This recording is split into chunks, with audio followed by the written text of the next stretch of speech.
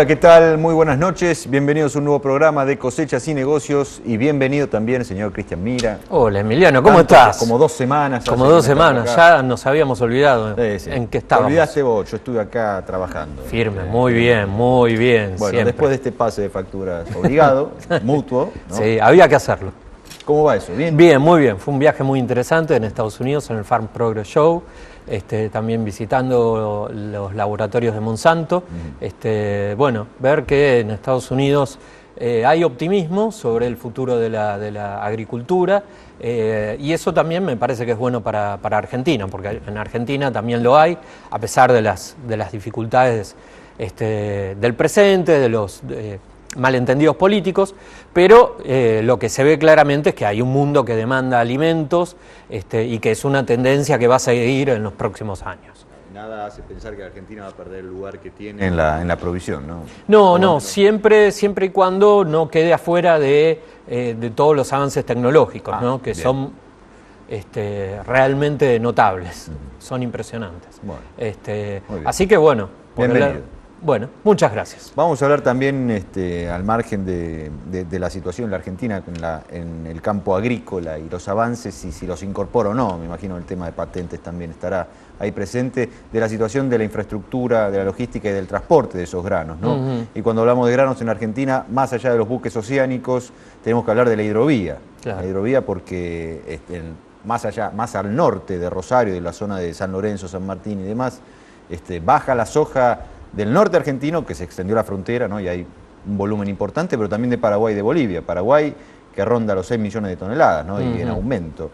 Bolivia también, y se suma a la soja el mineral de hierro de Bolivia, del sur brasileño también. Con lo cual en la hidrovía crecen las cargas, y al crecer las cargas crecen las necesidades de que esas cargas estén contenidas a nivel seguridad en la navegación y a nivel capacitación técnica, ¿no?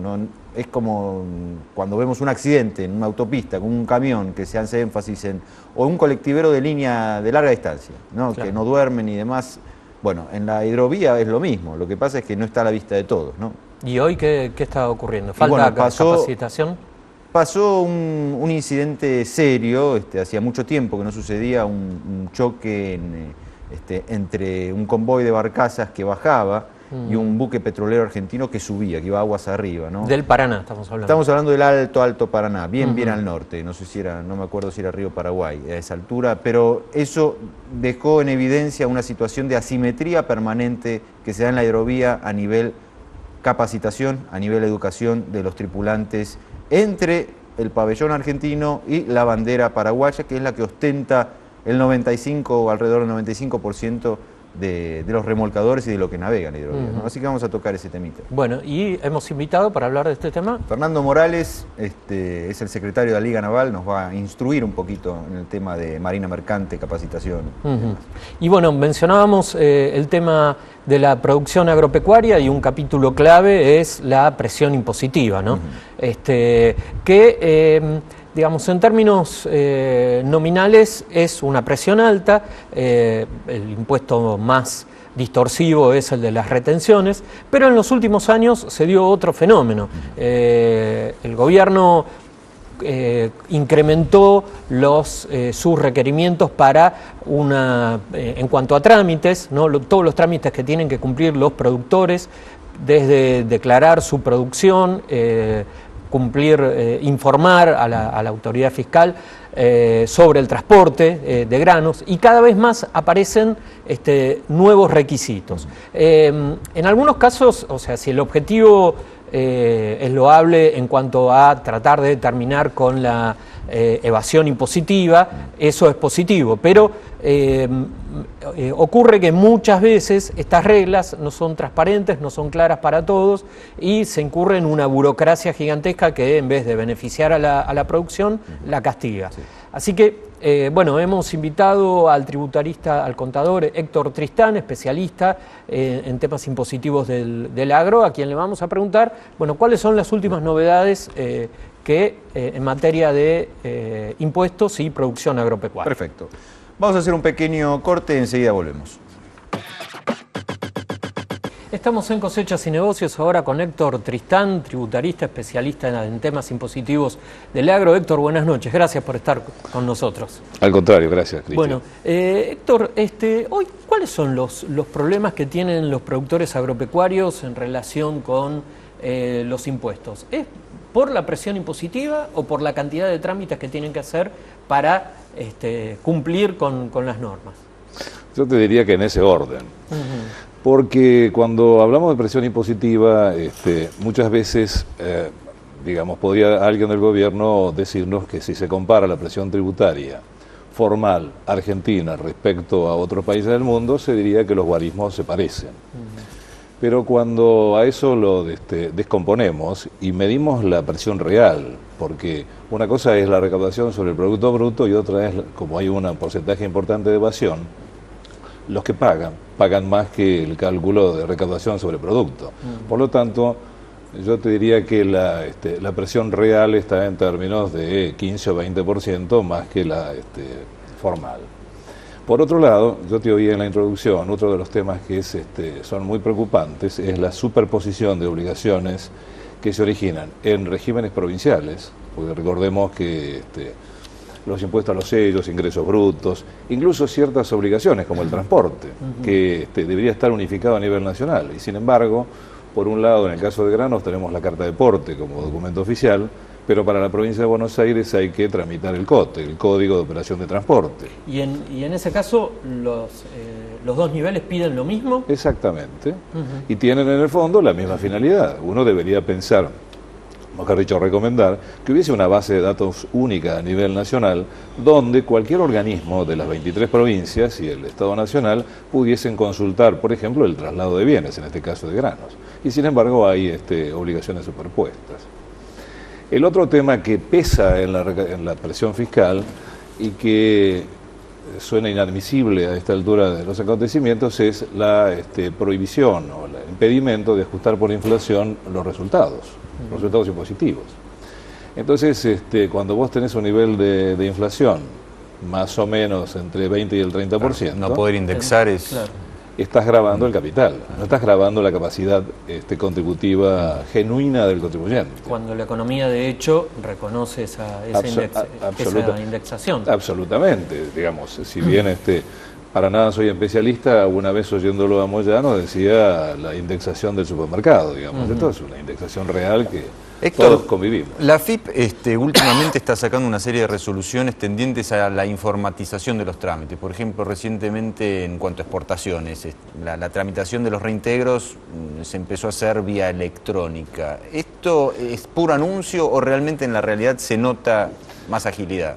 No, sí, yo creo que eso es cierto, eso debe ser reconocido en los distintos trámites, la informatización ha ido avanzando, si bien no por ahí como un plan integral, pero es cierto que efectivamente se ha ido informatizando. Si uno piensa cómo se calculaba materia imponible y se egresaban los impuestos hace 10 años, estamos a años luz, hoy estamos absolutamente más modernizados. Lápiz y goma era. Exacto. Incluso el propio pago a través de los sistemas electrónicos, digamos, todo esto ha ido generando un mayor beneficio, una mayor agilidad. Pero también lo que decía Cristian en la introducción, lo que se va aumentando sucesivamente son la cantidad de obligaciones formales que deben cumplir los operadores. Bueno, ahora la FIP ordenó el tema de los datos biométricos. ¿Cómo es eso? ¿En qué consiste? Claro. Los datos, básicamente, ¿qué es el dato biométrico? Es a los efectos de una identificación electrónica del contribuyente, de cualquier contribuyente. Y básicamente consiste en las huellas digitales, la firma digital, la foto digital y el escaneo del documento. Porque de esta manera es a los efectos que mañana no haya discusión si el contribuyente era o no era, y esto tiene además una finalidad que es loable, por supuesto, en sí misma, que es perseguir la evasión, porque es identificar a los reales contribuyentes. Pero en el caso del agro, digamos, esta es una obligación que está del año 2009, comenzó primero para los regímenes aduaneros, sí, y luego quedó para la totalidad, para el universo total de contribuyentes, no solo agropecuarios. ¿Y en qué momento? En el momento en que se actualiza un dato o aquel que se quiere inscribir como nuevo contribuyente.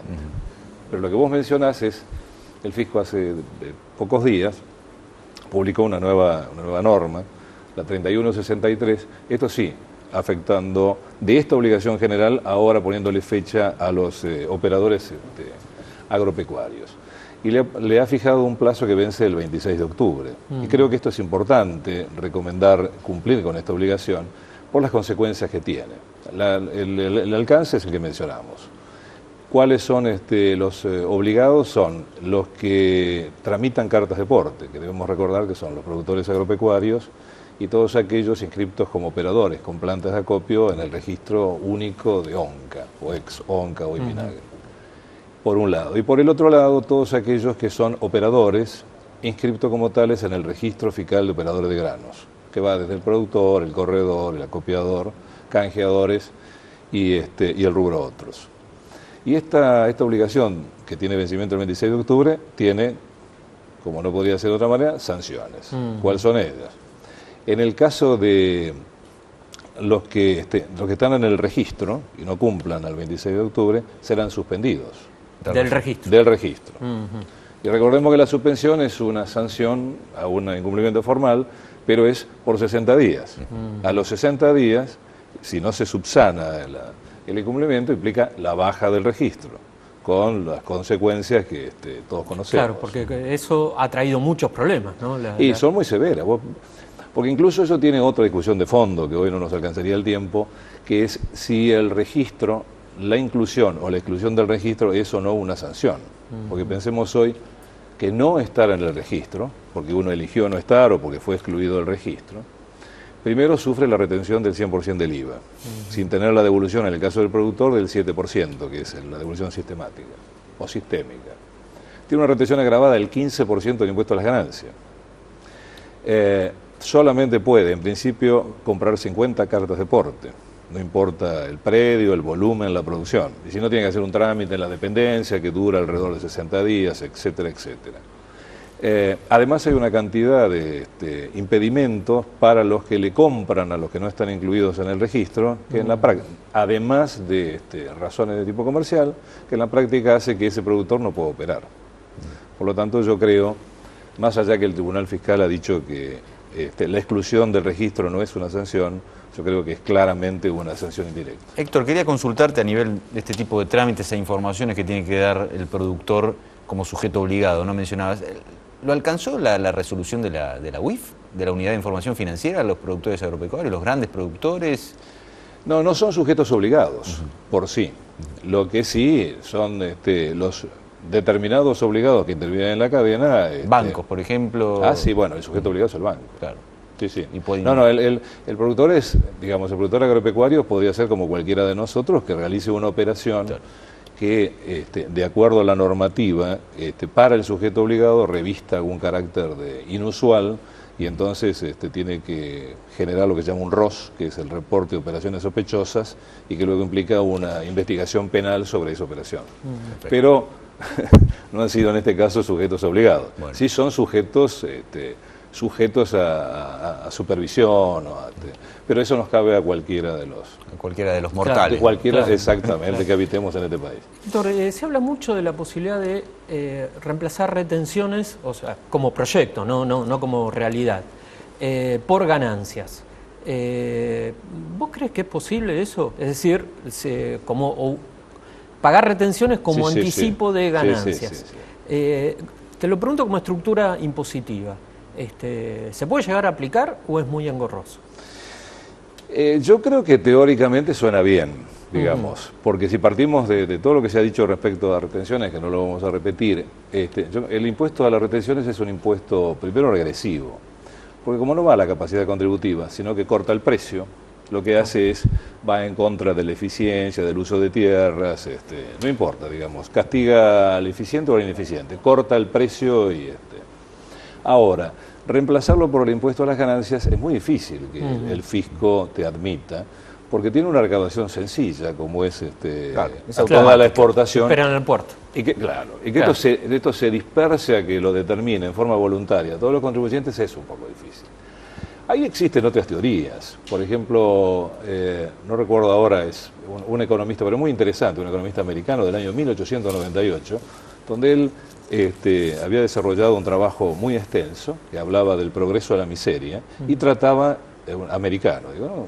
Estadounidense, y trataba justamente los efectos perversos de las retenciones. Y es en 1898, creo que fue. Y una de las cosas que planteaba era que no debía agravarse la producción, no debía agravarse el precio de la producción, sino las tierras improductivas.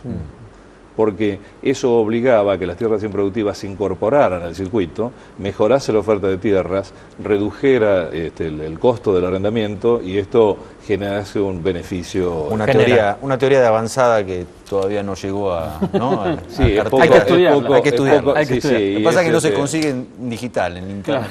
Pero, digo, no está en Google. Cerrando, digamos, aunque no sea... Yo creo que en la práctica es poco difícil de implementar. Sí, suena más lógico. Claro. Que en lugar de seccionar un precio, esto vaya al resultado de la compañía o de la persona física que tribute el impuesto y que lo pague vía ganancias, porque entonces aquel que es más eficiente pagará más impuestos, el menos eficiente.